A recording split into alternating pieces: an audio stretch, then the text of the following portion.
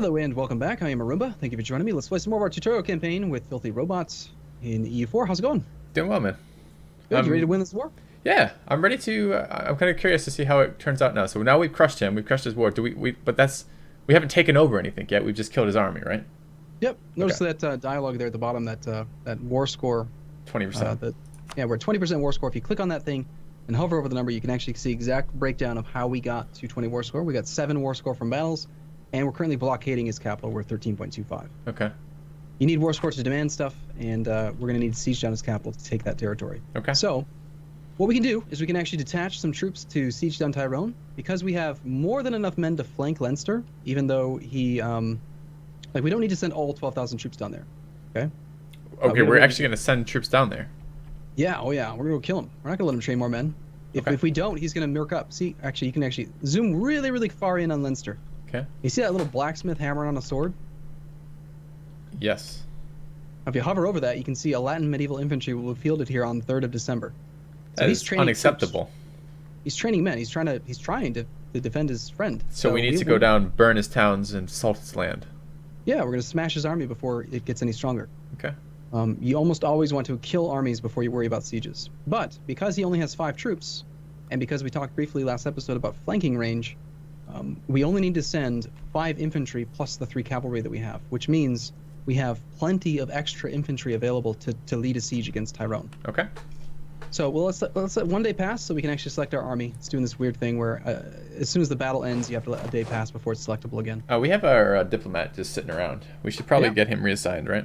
Yep. I was actually going to mention that. See if you noticed. Good. Good. All right. So who do you want to attack next? Sligo, Kildare, or Ulster? Pick your pick. Remember, Ulster is allied to England. Okay, so we can't really fuck with Ulster then. I'd say Sligo.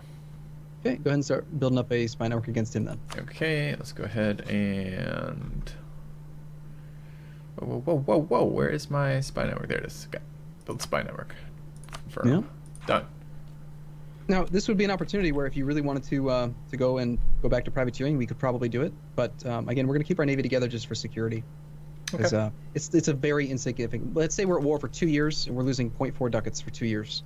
That's 24 ducats times 0.4. We're talking about 10 ducats. I like 10 ducats, though. 10 ducats isn't bad. We're only at 50 in our treasury. That's a 20% increase, right? Yeah, and then you do that, and then something bad happens, and 3 of your ships get sunk, and there goes 60 ducats. And then I'd just be like, why didn't you warn me, Arumba? Where were you when I was making these decisions? The opportunity cost is not really worth it. We are missing out on some power projection because we haven't actually, we're not privateering anymore. We also never did insult England, by the way. We could insult them for 5 power projection. Would you like to send England an insult in a month? Yes. Right. Do you have one pre-crafted? Now you need to come up with something witty. I need to come up with this? No, you're mentoring. You're tutoring on this one.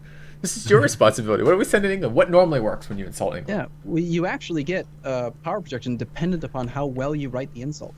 That would be an excellent one. I'm just kidding. No, it's you just get a fixed 5, but it would be funny if you could do it. Yeah. Anyway, go ahead and select our army that's in Tyrone. Notice that's automatically begun to siege. It's in a hostile province. It's in, it's going to try to siege stuff down. Okay. If you select on the province while you're doing a siege, you can see a siege interface now. Select the province while I'm doing that. Okay. Yeah, so you can either select the army, which will show the army, or click on the province of Tyrone. Okay. You see where it says Defender, and there's a flag for Tyrone. It's got 1,000 in his garrison. Yeah. You need to have 3 times as much garrison as there is in actual fielded troops to lead a siege. So we have to have 3,000 men to maintain this siege. Okay. He's got defensiveness of 0.4%, which is going to increase our siege ticks. And each siege tick takes 30 days. This is going to go back to that dice roll thing we talked about in the board game type thing. So every 30 days, we're going to tick. We're going to have a siege tick. And on that siege tick, we're going to roll, in this case, a 14-sided die. Don't ask me why. It's going to be a 14-sided die. Mm-hmm. It's going to go from 1 to 14. And if you hover, you see that negative 42% in yellow? Yeah. Hover over that. Yep. It says each time a siege phase happens, a die is 1 to 14 is rolled. That roll is then added with the siege modifiers, currently -1, due to his capital fort of -1. On a natural roll of 1, the attackers will suffer a disease outbreak that reduces their numbers by 5% and does not advance the siege, mind you. And then the result of the roll are as follows, and it's actually projecting, like, if we roll somewhere between a 1, if we get a 1, we get bad. It's bad. We have a 7% chance, which is 1/14. And it's right? estimating. Okay, 7% is then the estimate of. Got it. Yeah, because there's a 1 in 14 Yep. chance we roll a 1, a natural 1. Yep. If we roll and the sum is between 5 and 11, in this case we would have to roll a 6 to 12 because we have a -1 being taken off. The result needs to be between 5 and 11, which is saying there's a 50% chance we're going to get a supplies shortage. There is a 14% chance we'll do a food shortage. No chance yet for a water shortage, defender's desert, or full surrender. Now, Sorry, these are. I assume Yep. these were negatives. These are not negatives. These are things that can happen to the defender. yes, these are things that we want to have happen. We want everything except for the disease outbreak. So Okay. now go all the way onto the opposite side of this interface and hover over where that little clock is. Yeah. That is the current siege status. The value can range from 0 to 12. Where it's 0, that's where you start. Siege status is affected by a supplies shortage will give you +1 siege status. A food shortage gives you +2. Water shortage gives you +3, and defender's desert gives you +1. So every siege tick that we experience where we actually end up getting a good number, we're going to advance our siege status, which Yep. is then going to snowball into future rolls to try to make the sport fall. Okay. Okay. Now, were there any? So you said that we only need to leave 3,000 troops as a minimum to actually do the sieging. We need to be 3 to 1 on the size of their garrison. Does leaving troops? Is there anywhere I can see this? Does leaving more troops positively impact the siege in any other way? Like, does we get more modifiers for having more troops or something?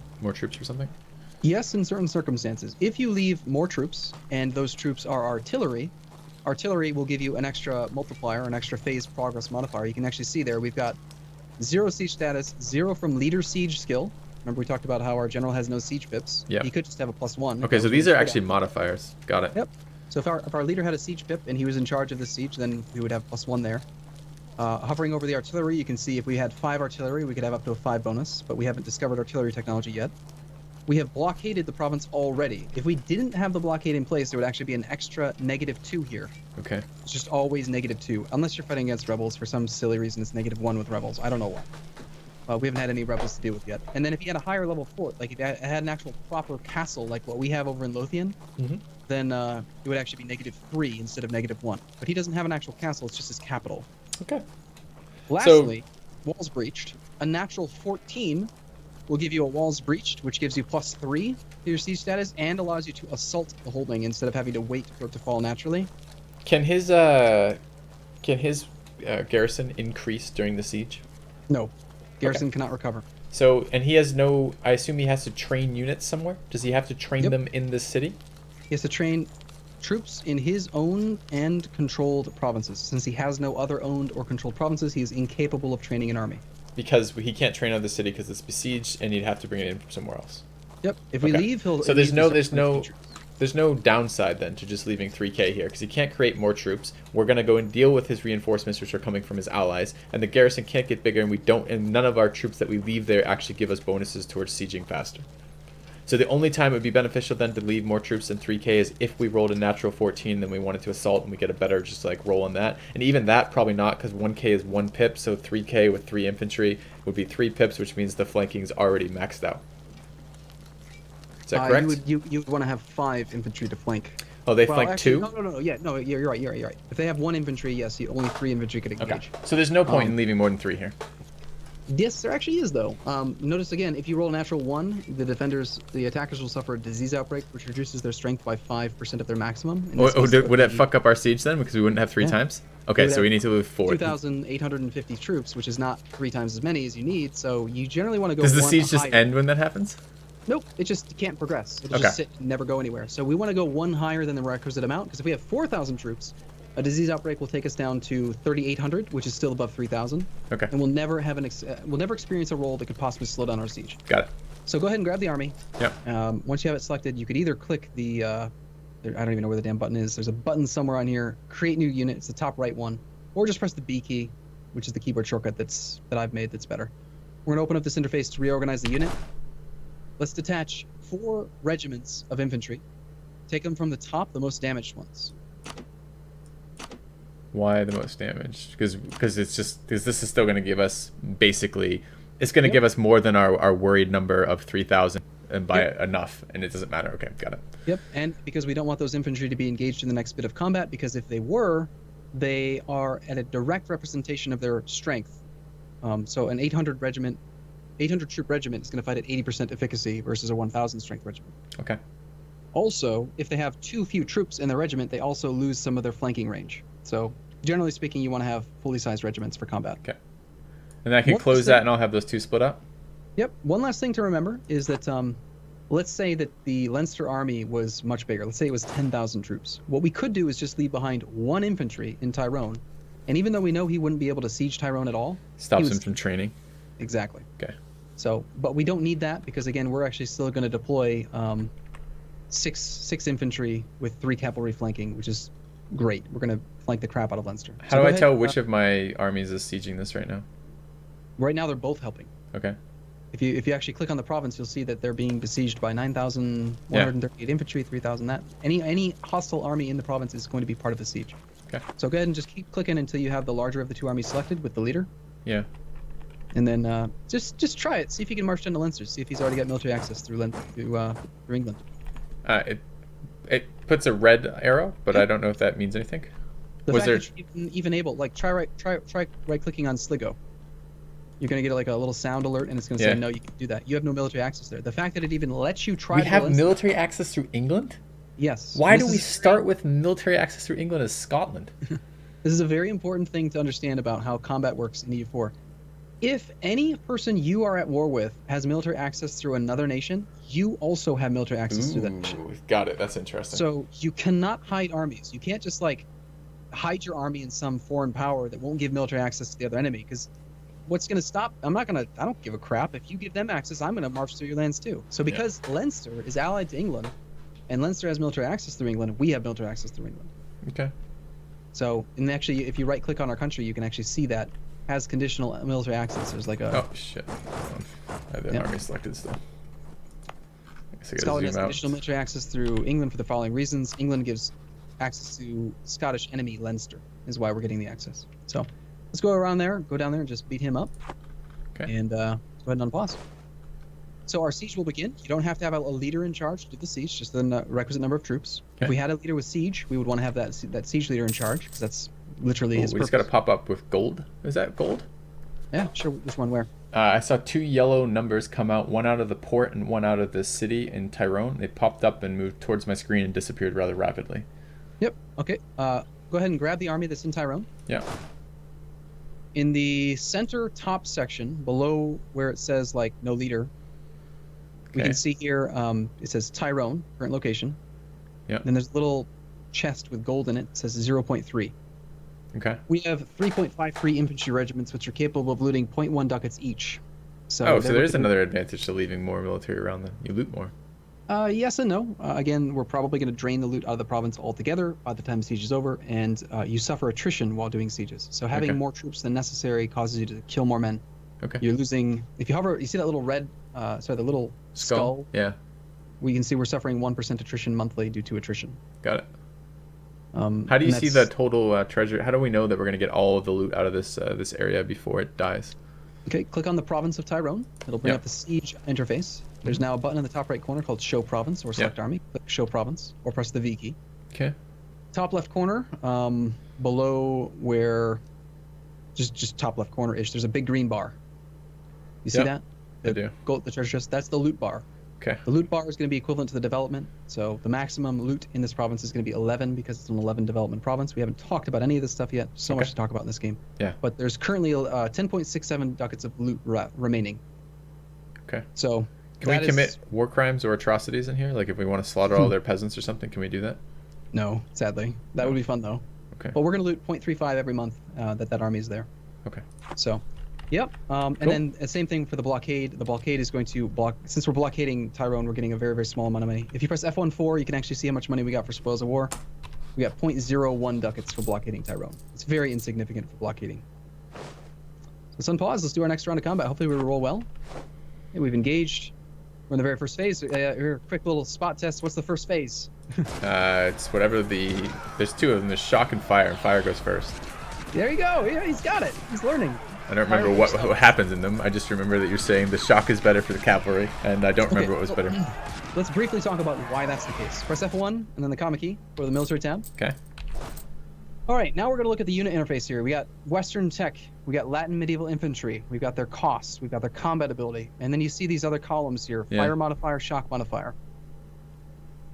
Currently, our infantry have a fire modifier of 0.35 and a shock modifier of 0.5. This means that whatever dice rolls they get, the damage they inflict is going to be multiplied by this number. So it's actually reduced. We do less damage at the beginning of the game than we're going to do in the end of the game. Correct. So we're doing about a third of what we would consider to be normal. But again, this is normal, so this is actually normal. So anyway, in the fire phase, you'll notice that cavalry have a multiplier of 0. Yep. So our cavalry do nothing in the first phase of combat. Got they it. also have a multiplier of 1. So cavalry do twice as much damage as infantry do, Yep. pound for pound. If you have 1,000 infantry and 1,000 cavalry, the math is the exact same. It's all based on the Is dice the rolls. health the same for all units? Yes. So okay, Health is just based on number of units, direct bodies in the army. okay. So then the only modifier that really determines the strength of these units is actually these numbers here, these 0.35s and 0.5s, because the health is identical. So it's not like a defensive roll versus an offensive roll here. Correct. And actually, that confused me for a long time when I first started playing E4. I used to think being the defender would mean that you would use defensive pips, and being the offender would be offensive pips. And this is where it gets confusing. Go ahead and click where it says Latin medieval infantry. Okay. Actually, unit itself. Yeah. There are multiple types of units that you can choose from. Right now, we're able to choose 2 different types: the Latin medieval infantry and the halberd infantry. Notice the pips. We've got 0 fire pips. We've got 1 shock pip for the halberd infantry, 1 offensive morale pip for the Latin medieval infantry, 1 defensive morale pip for the Latin medieval infantry, and 1 offensive morale pip for the halberd infantry. So basically, the decision here is: would you rather have a defensive morale pip or an offensive shock pip? And again, 9 times out of 10, if you're new to the game, just don't mess with it. Just choose one of them. Don't worry. It doesn't matter very much. But technically speaking, if we wanted to go offensive, the halberd infantry would give us an extra +1 to all of our shock rolls, specifically for our infantry. And you're seeing, okay, I'm looking at the numbers. I see offensive shock. Okay, so that is a modifier for offensive shock. But shock's the phase that they only get 30%. No, it's the fire phase. So that's actually, it's modified to only 0.5 basically, right? Mm-hmm. Okay. Okay. Now, so they are better for what we're doing. I mean, if we're fighting here offensively. So we had them now, they would be preferable to the medieval infantry because we're on the offense. Right, but no. And see, that's where I want to make sure you don't get that part confused. The concept of offensive versus defensive does not mean you're the aggressor or the defender. What does it mean? It just means every individual unit. Let's do this. Grab the army, select the army, look at the combat, hover over any of the units themselves. Grab an infantry. Like I'm looking at the centermost infantry on our side. I can select him? Not select, but like hover over him. Yeah, got it. Look, it says like Lothian's First Regiment, Latin Medieval Infantry, Scotland. Fire 0,0/0, shock 0/0, unit morale 1/1. Yeah. Those are the pips. What that means is that the unit itself has 0 offensive pips and 0 defensive pips for fire. If he had instead the extra +1 for being a halberd infantry, then every single roll that he's committed to, if he's fighting another unit, he's going to have an extra +1 to that combat phase, as if your general rolled 1 higher. Does that make sense? All right, I'm clicking out of there because the noise. I turned off the noise last episode because I thought we were done fighting for a minute, but I might have to turn it off again because it's really hard to hear that in both. So, okay, it is clear in terms of what the modifier does. I'm still not clear on what the offensive versus defensive does in this situation. So in this, you're saying it's independent of whether or not we're attacking or defending, if we're the aggressor or attacker. So this is inside the combat phases itself. They have a round of shooting us and we have a round of shooting them or something? Exactly. Okay. Every single day that goes by, you are both the aggressor and the defender. Got it. Right? Our centermost infantry is fighting against another infantry. And in this circumstance, it's Latin medieval infantry versus Latin medieval infantry. So there is no disparity between their pips. But what if we were using halberd infantry and he wasn't? Right. And that means we would have 1 extra shock modifier and he wouldn't. But only on but only on the defense there. No, every shock phase, we would have +1 shock value against his rolls. Okay, I need to do 2 things here then. First of all, I need to go turn off the game sounds for this again because it's too annoying to hear anything can do that. So let me go do that again so I can select this and look at these again. I thought I was following and now I'm concerned I'm not. Okay, so looking at these, can I simultaneously have that open and have the F1? No, I can't. So no. That's too bad because I'd like to compare them. So if I look at the Latin medieval infantry, we're looking over here, offensive morale and defensive morale, with offensive and defensive shock for that phase, right? Let's just concentrate on the shock phase for just a second here. So, and is that the one the halberd infantry has a difference on? Yes, it is. Yes. So, okay. So when they're matched, so if a Latin medieval infantry is matched up against a halberd infantry here, each time the shock phase comes up, Yep. You're on the right track.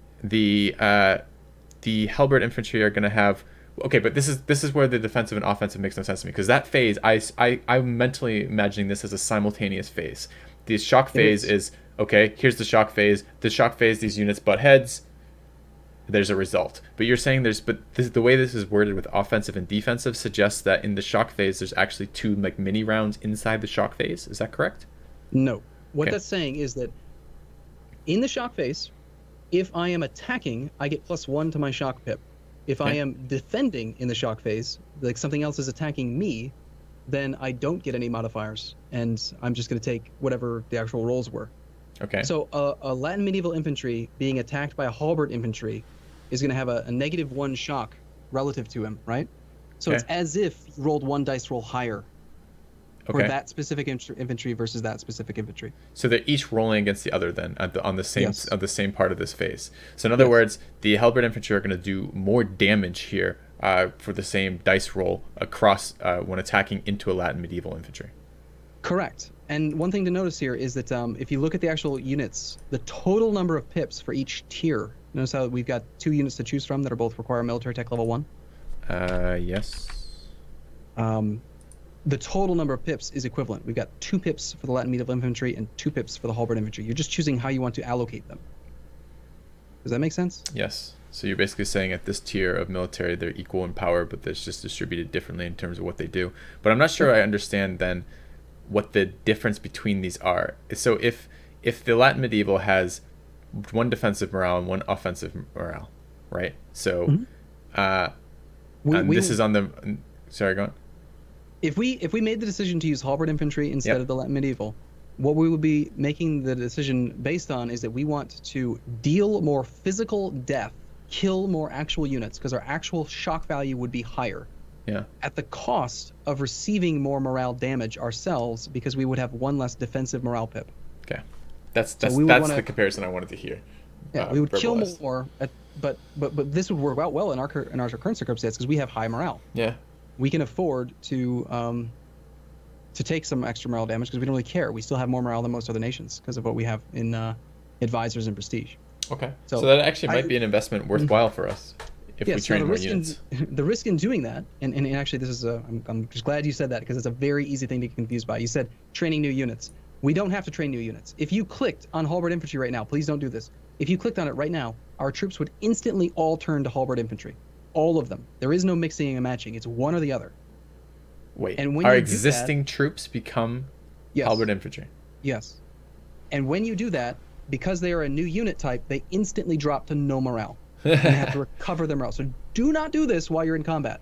Okay, so we should have done this before we... And what's the recovery time of morale? It's the same as it would be otherwise? 4 months or so. Okay. Maybe 4 or 5 months probably. So before we went to war, we should have done this, in other words. Yeah, we could have. It's not a big deal either way, but just explaining the mechanics. We probably went a little bit too deep for a tutorial campaign. Yeah, we did. But but no, I'm glad because I want to know that. It's interesting to know how that works out. And now here's where it actually might become more interesting to you. Go back to the military screen and look at Latin Knights, for example. Okay. When we were comparing infantry to infantry, I can see why it's like, well, I don't really understand what the difference is. It doesn't make any sense. But now it might make more sense to you. Like, if we have the Latin medieval knights, the Latin knights, these guys do have 3 pips instead of the infantry with just 2. Mm-hmm. So even though in our dice rolls and our generals, like say our generals are equal, and I might roll a 5 on my phase and you might roll a 5, you would say, well, our units are equal. Yeah, but not really, because if I have a lot of cavalry and my cavalry all have 3 pips by default and your guys only have 2 pips because you're using pure infantry, then I'm actually at an advantage. It's not very clear because it's hidden within the tooltip of every individual unit. Yeah. And this also shows where cavalry are going to do a crazy amount of damage because they got the offensive shock value, and they also inflict good morale damage. Yeah. So. Okay, interesting. Very interesting. All right, so we resolve this fight? Yeah, let's resolve. Let's see how we rolled a 0, by the way. I'm not too happy with Wallace. There we go. Oh, it's beautiful. 7 minus a 1. So we get a 6 versus a 0. If you ever want to, you can go on the wiki and you can actually look up. You can calculate out exactly how many units you're going to kill. But basically, that's really, really good. Okay. We did a very high roll. They rolled very, very poorly, which means if you look at the numbers above our two armies in the next day, you're going to see how many troops died. Okay. I've asked for this before, and I don't understand why it's not here. There's no interface where you can see previous day's troop death. Like, you have to actually look at the damn thing as it scrolls up before it disappears. But just look at it. Be in position to look at the numbers. They're going to lose a lot more than we do. All right, I'm ready. 559, and we lost how many? I didn't see a number come out of us. We lost 79 to their 560. I thought that was 9. I thought that just popped up. Was it 79? So okay. 81. Now we have a new phase. Now we actually reversed it. We rolled a 0, -1 versus their 7. But where are you seeing the rolls? Phase. The little dice. Select the army. Yeah, okay, I see. Oh, I see that. Yep, got it. 0, -1, and then against him he's got a 7. How do you roll a 0 on a dice? Did we roll a 1 and it got modified -1? No, I don't know why. I've asked that question before myself. Why isn't it 1 to 10, for example, instead of 0 to 9? I don't know, because 0 is a number you can get, apparently. Okay. So a 10-sided die rolls 0 to 9. Yeah. Got it. In the Siege interface, you roll 1 to 14, but in this interface, you roll 0 to 9. Who knows? It's Paradox Interactive. They do what they do. Okay. So we rolled much poorer here, but the shock phase is far more valuable at this stage of the game, so this is actually totally fine. We care more about our rolls in the shock. And we just ended the battle, and we stack wiped them.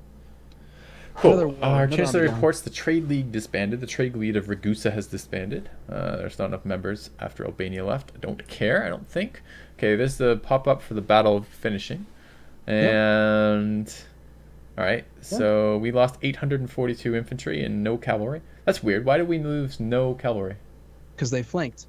They were not directly engaged by any one unit. They deployed to the sides of the infantry. And because we had a larger army, they just never received any incoming fire. Which is one of the reasons why cavalry are incredibly powerful, is they're almost always at full strength. They inflict crap tons of damage.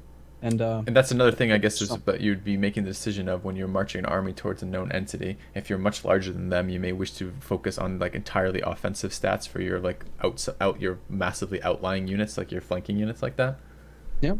Okay. Part of the drawback, of course, though, is that cavalry do cost 2.5 times as much as infantry. They're very expensive. Okay. So you don't want to have too many. So I'm gonna hit OK on this. Yeah. I'm gonna turn the sounds back on so I can get like beeping notifications when I do things wrong, because I like that. Yeah. Here's what I'm going to do real quick, just to speed things up. I'm going to go ahead and grab our army. I'm going to detach. I'm going to take the cavalry out, because cavalry are more expensive. Yep. They cost more to reinforce, so we don't want to suffer any attrition with them. Yep. Ideally, you're going to put them to sleep? You cannot. Amazingly, you cannot put them to sleep, as you call it. You can't mothball them in enemy land? No. Okay. No, you can't mothball armies. That'd be crazy. No, but we were doing it earlier. We pay them left. Oh, I mean, power down their morale, I guess is what I'm trying to say. Is that what you can't do it on individual armies. It's a global setting. Oh, weird. Okay. You can mothball individual navies, but you cannot mothball individual armies. Oh god, enough with the just random stuff. Yeah. So we're gonna pull most of our troops off of this siege, so we suffer less attrition. Okay. We're also gonna take the leader off because he has no siege pips. He's not gonna help the siege at all. Okay. And being in charge of a siege increases his chance of dying. Okay. So there's no point to him being there. Beyond that, one last thing we probably want to do here then is we're gonna grab our navy. We're gonna press the D key. You can go ahead and do that. Doesn't do anything when I press the D key. Grab the navy and press the D key. Where's our navy? Up north, got it. Okay, D. Yep, so you've just detached a blockade. So it's left behind just enough troops to blockade that province. Okay. Let's send the remaining ships down to the St. George's Channel to blockade Leinster. Click. And get that siege going as well. Okay. There's only one troop here. There's one ship. Our 4 ships are going to be perfectly capable of beating his 1 ship. There's 3 ships down there, so we'd rather have the majority of the navy down in St. George's Channel. Okay, makes sense. Okay, so we're going to establish that blockade. And this is where you're going to have to decide how much do you want to punish Leinster for the gall that they had to actually honor a defensive call and defend Tyrone. I want to know, oh, by the way, we just got a pop-up from the siege that said status quo. What does that mean? That basically means if, again, you hover over the negative 42%, that means we rolled less than 5. We didn't roll a disease outbreak. You can actually see we rolled a 3. So it's an update on the status of the siege in real time. Yeah, status quo means nothing's changed. Yeah, I know what the word status quo meant. I just meant in this game. What does this mean for us? Okay, so asking about how much do we wish to punish Leinster? What are my options for punishing? Well, we could piece them out early and just try to make our war faster. We could take their land even though we don't have a claim on it. We could just be a jerk and make them another alliance with England. It depends on how we want to interact with them. Like, what are the penalties for just taking their land now? Is it going to be the same as if we had declared war on an area without CB? Because this is not a province that we have a claim to, and we did not declare this country to be a co-belligerent, meaning we intended to attack them as well. we would end up paying extra diplomatic points to take land that we did not say we were going to go for. Okay. The formula there is it's 3 diplo points for every 1 development. So he's got a 10 development province. Okay. It would cost us 30 diplo points to take the land in this war, versus if we were to, say, fabricate a claim on him and declare a second war, another war in the future, we would pay 0 diplo points because that was the justification for the war. So most of the time, you probably are going to be better off just like taking what you can get. And we might just take that land as well, because we don't want England to ally him. Like, he's already allied to him. We don't want England to vassalize him. We'll probably just take this province as well. But we'll see. We'll leave it up to you, I think. So for now, I like the idea of stealing the land. Yeah, we got to grow Scottish pride, right? That's correct. So let's go ahead and go back to speed 3. Let's see if we can get some progress in our sieges here. And my assumption is that once we have this land, the land will become productive for us, which will give us a better... Yeah, so we just got double supply shortage, so our statuses have both gone up by 1. Okay. Paradox loves using negative % chances, which make no sense to me personally, but you see on the provinces we have a negative 35%. Yeah, what does that mean? It means we have a negative 35% chance to succeed in the siege. What? I know. Does that mean? That means that you can't succeed in the siege. It's negative. It should say 0, but technically 0 is not as indicative. It's not as clear as negative, because it's actually saying like you basically need like 5 or 6 or something, 5 more siege progress status before you're actually gonna have any chance to succeed in the siege. Is there from this part of the menu, so this zoomed out where I'm not clicked on either of the armies, is there somewhere I can see the total progress in terms of like percentage? Like if we have to get, I think it was 12, was that right? For the siege, like number of like siege. Yep. Yeah, but where do I see that? Click on any of the 2 provinces we're sieging, hover over where it says the negative 35%. Yeah. And you can see there right now we need a 20 to succeed in the siege, and there's a 0% chance we can get it.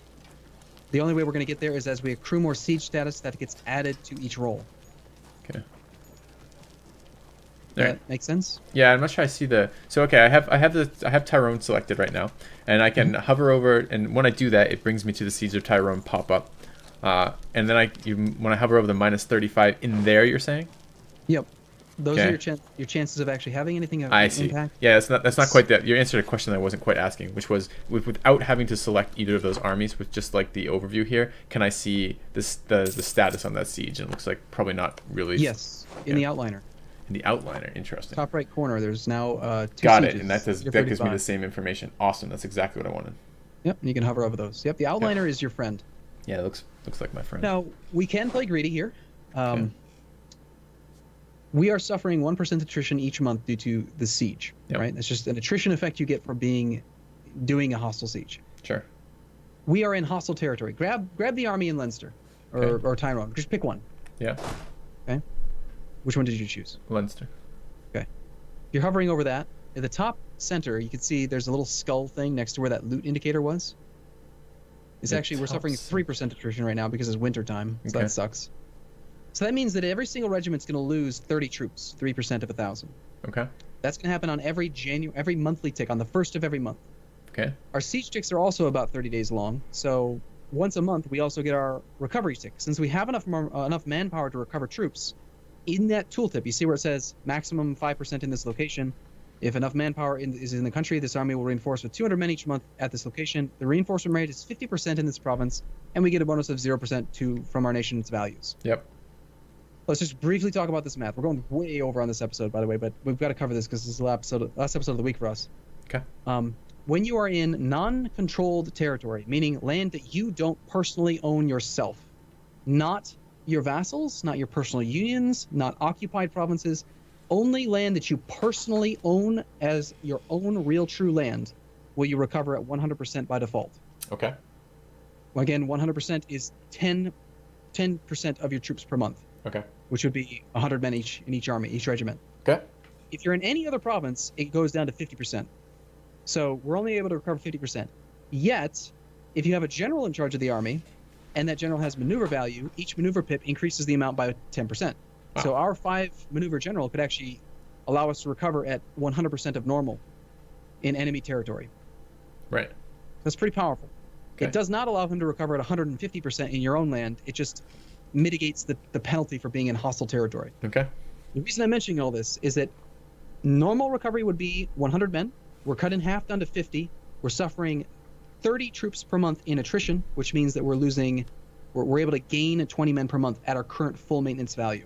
So long story short, we can afford right now, if you want to play greedy, to lower our army maintenance a little bit and still maintain our sieges while not paying our troops full price. That sounds like a greedy play that I like.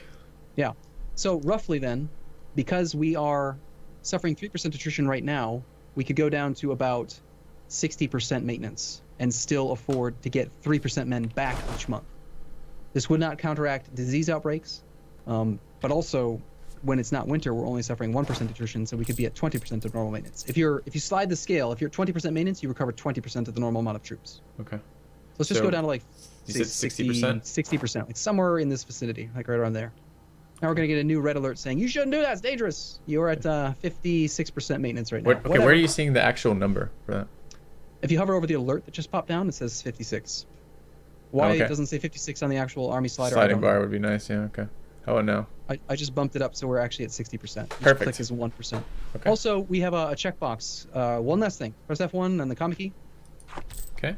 We have this little checkbox in the bottom left-hand corner that says automatically raise maintenance during war. Yeah. Unclick that. I'm gonna uncheck that. Okay. When we declared war, our fort got turned on by default. Oh god. We don't need it. So let's mothball that. Mothball that. Save the half ducat a month. Yeah. Fire the janitor. We're trying to save money here. Navarre just became a vassal of France. We've had some pretty crap rolls here. Multiple status quos with our sieges. That's okay. Got a food shortage. It's like Leinster's falling a little bit quicker. Up to speed 4. I'd love to get like one of these sieges done, but then again, maybe that would be good for the start of next episode. Yeah, we should call it here. We're already at 36 Yeah, minutes. it's like basically a double episode. Yeah. All right. Well, hope you guys enjoyed the extra long episode. We will be back same time, same place tomorrow. Thanks for watching, guys. See you soon.